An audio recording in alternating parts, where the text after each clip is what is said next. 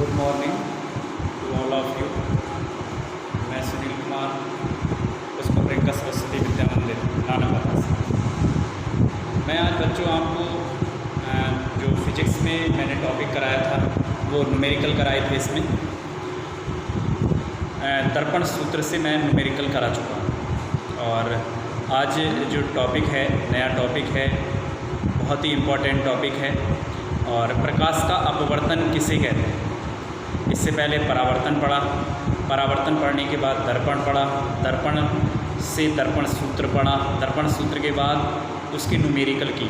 लेकिन आज तुमको जो करना है वो करना है कि अपवर्तन किसे कहते हैं और अपवर्तन की घटना किस में होती है, उसके दो नियम भी हैं।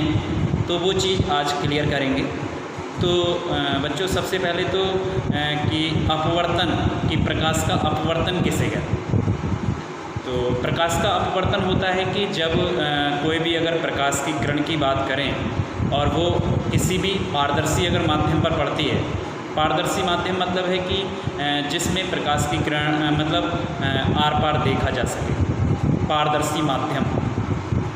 तो जब कोई भी प्रकाश की किरण पारदर्शी माध्यम पर जब पड़ती है तो वह एक माध्यम से दूसरे माध्यम में जाने पर वो अपने मार्ग से क्या हो जाती है, विचलित हो जाती है। तो ये जो विचलित होना प्रकाश का, वो कहलाता है प्रकाश का अपवर्तन कहलाता है। जैसे अगर मैं डायग्राम की यहाँ पे हम बात करें तो इसमें देखना, इसमें जो एक मैंने प्रकाश का अपवर्तन, तो यहाँ पर एक डायग्राम बना रखा है, एक पारदर्शी माध्यम है ये, और जिसको हम कहेंगे यहाँ पर अपवर्तन की जो घटना हो रही है। तो ये जो है वो अपवर्तन पृष्ठ है, जिससे अपवर्तन की घटना होती है।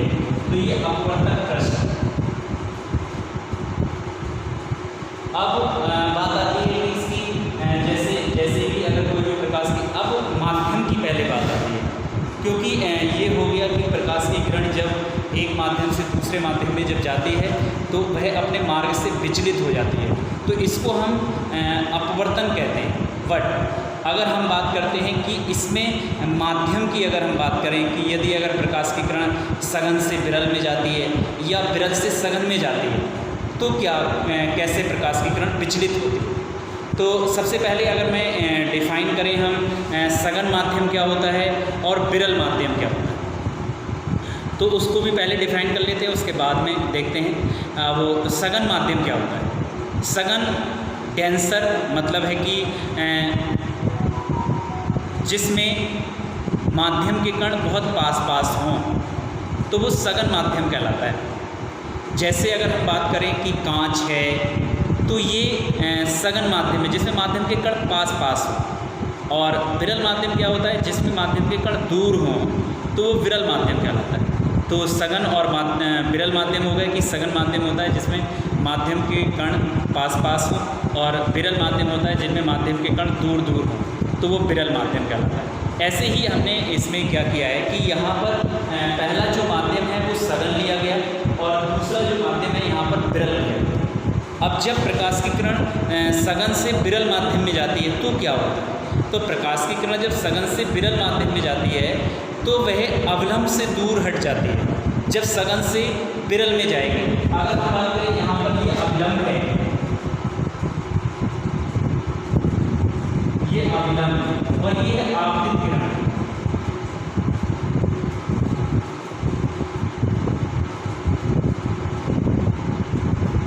ये आपतित किरण है।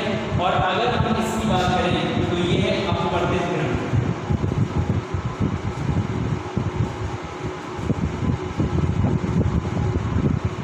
तो जब प्रकाश की किरण सघन माध्यम से विरल माध्यम में जाती है तो वह अवलंब से दूर हट जाती है, यानी ये अवलंब है, इससे दूर हट जाती है। तो ये होता है कि जब प्रकाश की किरण सघन से विरल में जाती है। अभी अगर प्रकाश की किरण जाती है विरल से सघन में, उसका जस्ट अपोजिट होता है कि जब अगर प्रकाश की किरण विरल से, यानी ये विरल माध्यम है, और इससे जब सघन माध्यम में जाती है तो वो क्या होती है, अवलंब की ओर झुक जाती है। यानी कि ये अवलंब हुआ और इसमें ये अवलंब की ओर झुक जाती है। तो ये अवलंब की ओर, तो ये भी होगी आपतित किरण हो गई। और ये हो गई अपवर्तित किरण।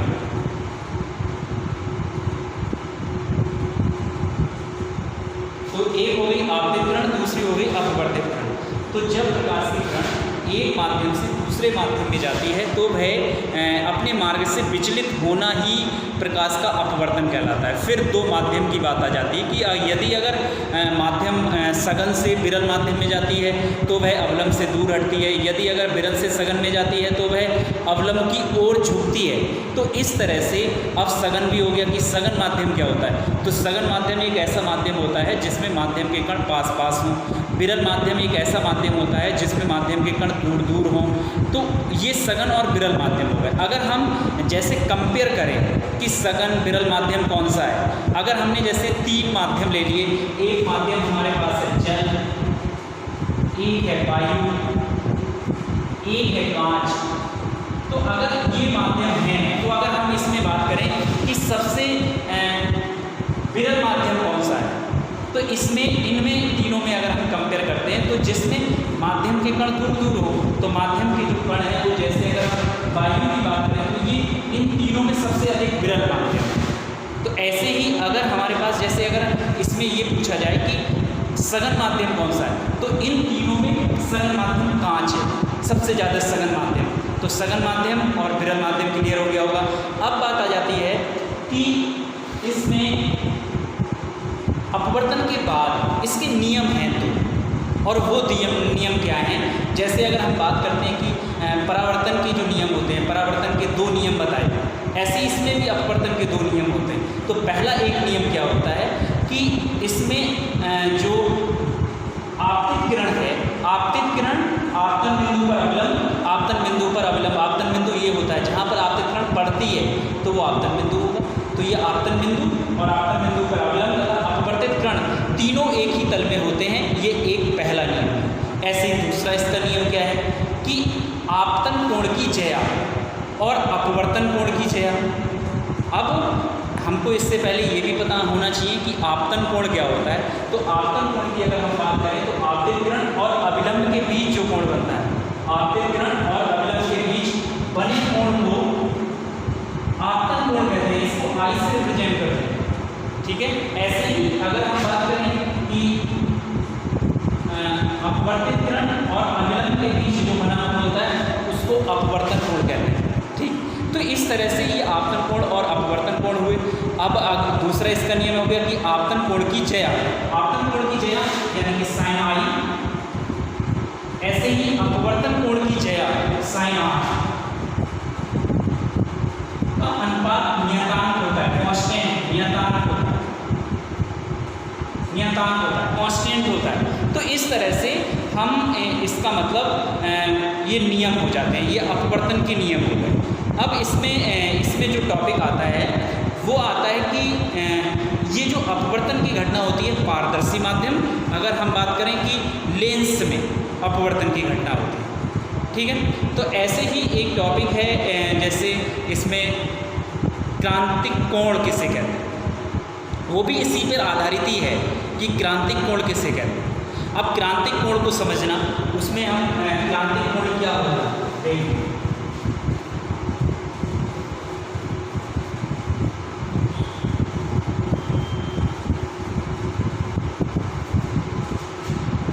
ये तो प्रकाश का अपवर्तन हो गया। अब क्रांतिक कोण किसे कहते हैं वो देखिए। क्रांतिक कोण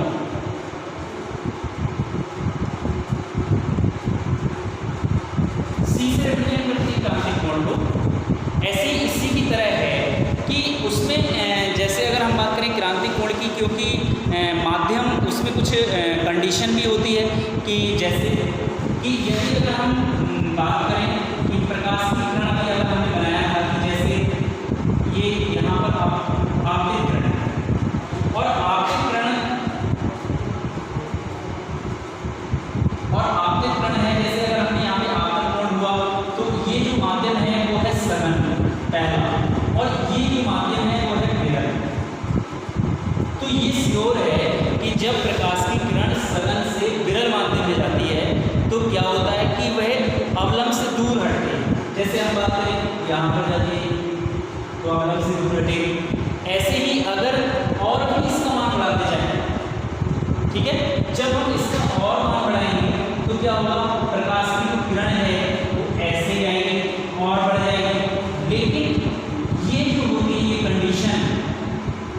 पर सघन माध्यम में बना वह विशेष आपतन कोण जिस पर अपवर्तन कोण का मान 90 हो जाए, अपवर्तन कोण का मान 90 हो जाए, 90 हो जाए, तो वह क्या कहलाता है? सघन माध्यम में बना वह आपतन कोण क्रांतिक कोण कहलाता है। उसको रिप्रेजेंट जो करते हैं C से रिप्रेजेंट करते हैं। फिर मैं ये कह रहा हूँ, फिर से देख लें इसमें उसके लिए, तो ये क्रांतिक कोण किसे कहते हैं उसको डिफाइन करना है। तो सबसे पहले हमको ये पता है कि जब कोई भी प्रकाश की किरण सघन माध्यम से विरल माध्यम में जाती है तो वह अवलंब से दूर हटती है।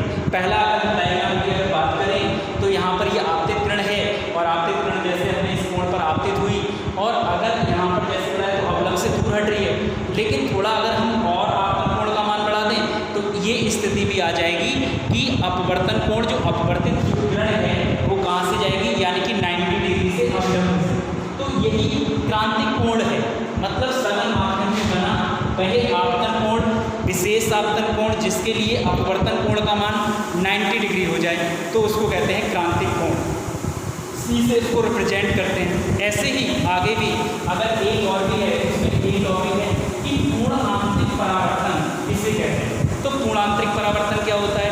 क्रांतिक कोण हो गया। अब क्रांतिक कोण के बाद पूर्ण आंतरिक परावर्तन क्या होगा? हमने कहा कि आपतन कोण का मान जैसे जैसे हम बढ़ाते जाते हैं तो एक स्थिति में अपवर्तन कोण 90 पर पहुँचे।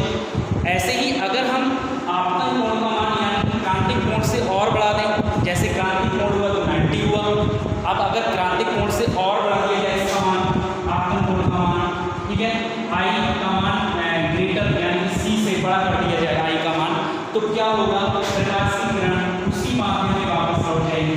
तो ये जो घटना होती है, ये जो घटना होती है वह पूर्ण आंतरिक परावर्तन कहलाता है कि जिसमें प्रकाश की किरण उसी माध्यम में वापस हो जाती है तो उसको पूर्ण आंतरिक परावर्तन कहते हैं। तो इस तरह से ये टॉपिक होता है, मतलब एक तो हो गया प्रकाश का अपवर्तन और दूसरा जो एक टॉपिक हो गया क्रांतिक कोण और पूर्ण आंतरिक परावर्तन। इस तरह से इसको क्लियर करेंगे। फिर से दोबारा मैं क्रांतिक कोण के बारे में डिफाइन कर दे रहा हूँ। तो क्रांतिक कोण क्या होता है? क्रांतिक कोण होता है कि सघन माध्यम में बना वह विशेष आपतन कोण जिसके लिए अपवर्तन कोण 90 डिग्री हो जाए तो उसको कहते हैं क्रांतिक कोण। ऐसे ही कि यदि आपतन कोण का मान क्रांतिक कोण से बढ़ा दें, यदि आपतन कोण का मान क्रांतिक कोण से बढ़ा दें तो क्या होगा? प्रकाश की किरण जो वह उसी माध्यम में वापस हो जाती है, लौट जाती है। तो क्या होता है कि उसी माध्यम में लौटने पर तो वह ये जो घटना कहलाएगी वो पूर्ण आंतरिक परावर्तन कहलाएगी। ठीक है, क्रांतिक कोण से जो वैल्यू बढ़ाएंगे तो इस तरह से ये अगला जो वीडियो होगा उसमें भी आगे टॉपिक बताऊँगा।